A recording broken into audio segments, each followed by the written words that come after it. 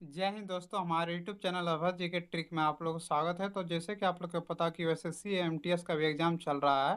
तो 30 सितंबर के first second और थर्ड शिफ्ट में जो भी क्वेश्चन पूछे गए हैं, क्वेश्चन का एनालिसिस कराने वाला हूं। तो हमारे वीडियो को लास्ट तक जरूर देखिएगा। और यदि आप लोग हमारे चैनल को अभी तक सब्सक्राइब नहीं किए हैं तो जरूर कर लीजिएगा। मैं डेली एनालिसिस कराने वाला हूँ। तो चलिए आज का क्वेश्चन मैं स्टार्ट करता हूँ। सबसे पहला क्वेश्चन पूछा गया था, ईश्वरी प्रसाद किस घराने से संबंधित है? तो ये कथक लखनऊ घराने से जो कि ये संबंधित है। चलिए इसको नेक्स्ट क्वेश्चन पूछा गया था, अनुच्छेद 343 से 351 किस अनुसूची में है? तो ये 8वीं अनुसूची में है। और 8वीं अनुसूची में क्या कहा जाता है कि भारत को जो कि 22 भाषाओं की मान्यता प्राप्त है। उसका नेक्स्ट क्वेश्चन पूछा गया था, दिल्ली चोटी किस नदियों के बीच एक जल विभाजन के रूप में कार्य करता है? तो सिंधु और गंगा जल के निकासी के लिए जो कि ये कार्य करते हैं। उसका नेक्स्ट क्वेश्चन पूछा गया था, गुरु तेग बहादुर की हत्या किसने किया था? तो औरंगजेब ने किया था। गुरु तेग बहादुर की हत्या किसने किया था? औरंगजेब ने। उसका नेक्स्ट क्वेश्चन पूछा गया था, हाल ही में शिवसेना के प्रमुख नेता कौन बने हैं? तो एकनाथ शिंदे जो कि है शिवसेना के प्रमुख नेता बने हैं। ये 2019 लगातार बने हुए हैं।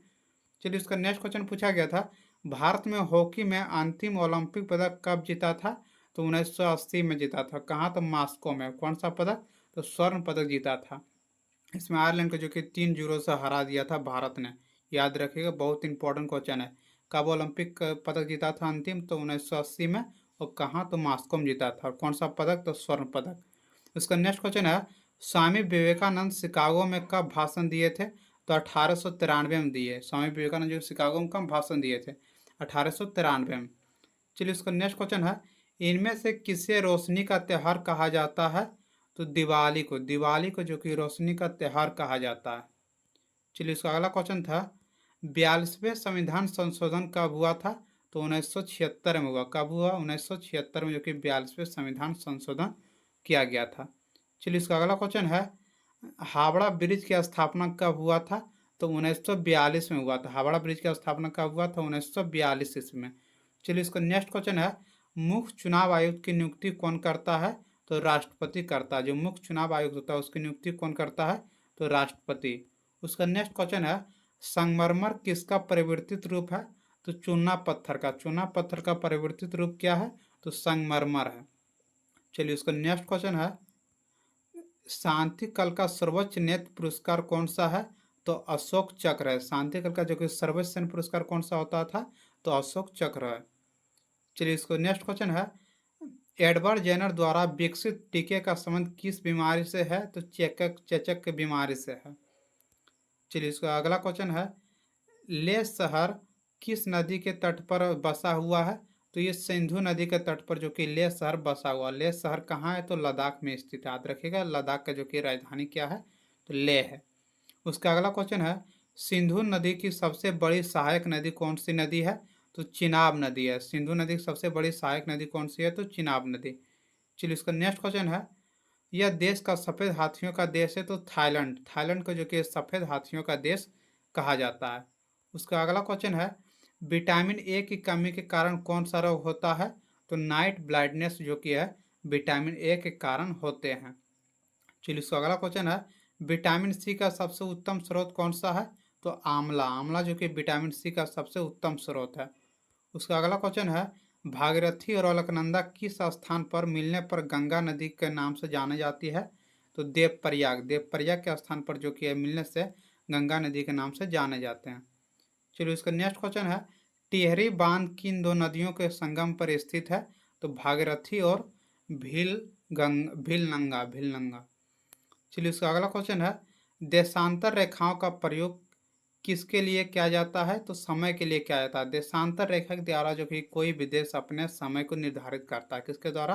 तो देशांतर रेखा के द्वारा। चलिए इसका अगला क्वेश्चन है, अक्षांश रेखाओं से किसका पता चलता है?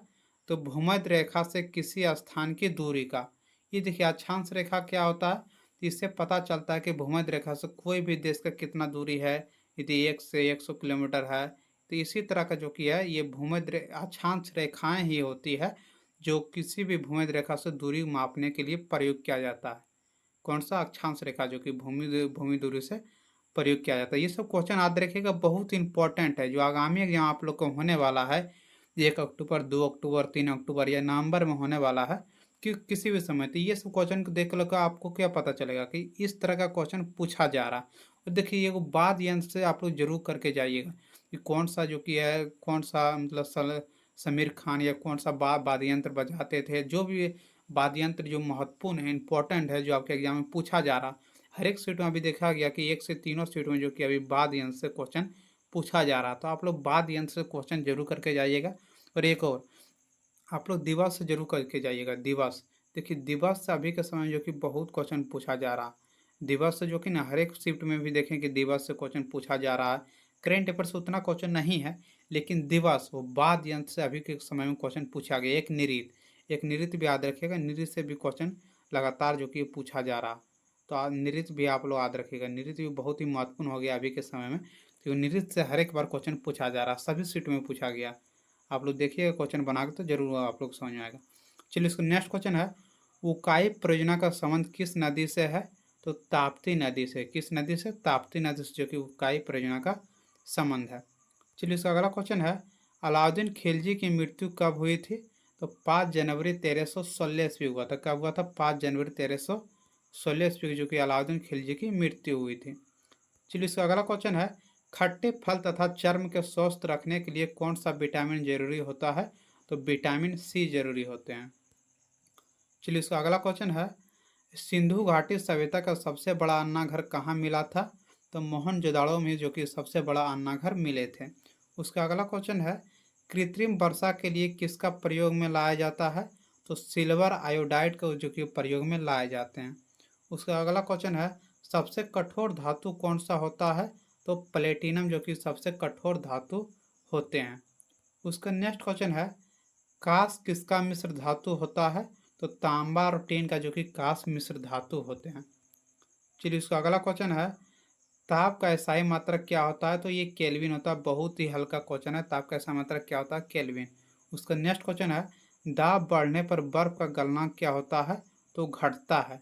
उसका अगला क्वेश्चन है, पृथ्वी के केंद्र पर छोटी जी का मान कितना होता है? तो 0 होते हैं। याद रखिएगा 0 होता है छोटी जी का मान। चलिए इसका अगला क्वेश्चन है, मानव शरीर का सबसे बड़ा अंग कौन सा होता है? तो त्वचा जो कि मानव शरीर का सबसे बड़ा अंग होते हैं। उसका नेक्स्ट क्वेश्चन है, कार्य करने की दर क्या कहलाता है? तो शक्ति कहलाता है।